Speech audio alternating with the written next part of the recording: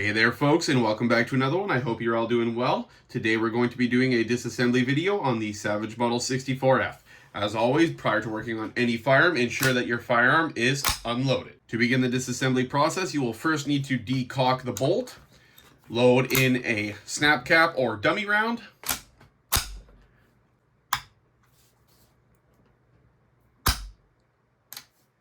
pull the trigger, and now your bolt is decocked. From there, you will come to the underside of the firearm. Here you will have two screws. They are both going to be Allen heads, and they are a 5/32 size. Start by removing the front screw first.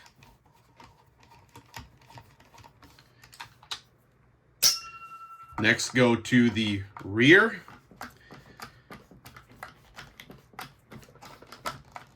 And there we go.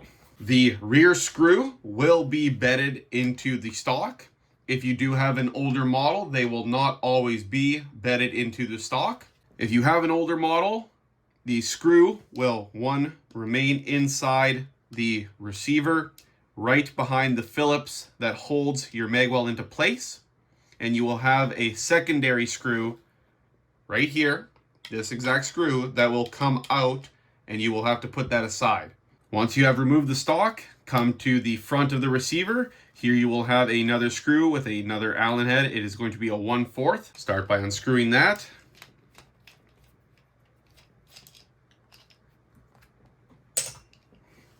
Next, you will have this little wedge piece here that holds your barrel into place.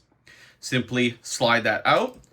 If you are unable to, give it a little tap and it should come right out. Next, you will need to remove your barrel. Simply slide it out and remove your snap cap. From here, you will get your Phillips right behind the magwell and unscrew that. This will allow the magwell to be removed from the receiver. Then you will come behind the trigger and you will have another 1/4 Allen screw here. Please be very cautious when removing this screw. You are very close to the trigger itself. If you put too much forward pressure, you are at risk of breaking the trigger. And the rear screw is also red Loctited, so you will need to put a lot of force in removing it. It does help as well by holding down on the actual trigger group.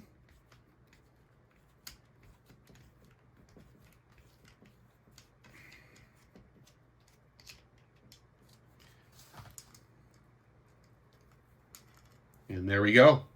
Now pull the trigger group away from the receiver and put that aside. Lastly, you will push the bolt all the way forward, remove your charging handle, and pull your bolt out the remainder of the way. From here, you can simply remove your firing pin. Now that is the extent of the disassembly of the Savage 64F. If you desire to go further, you can remove some of these pins on the trigger group, but I would definitely advise against it because they are very small and you really don't need to disassemble the firearm to this point unless absolutely necessary. Likewise, on the magwell, unless you are looking to upgrade your release, it is not necessary to remove the release. Alrighty folks, that's all for the disassembly of the Savage 64F. If you're interested in the cleaning process, I will have a link to another video down in the description. If any of you folks found this video helpful, please consider hitting that like button down below because it would really support my channel. Have a good one and take care.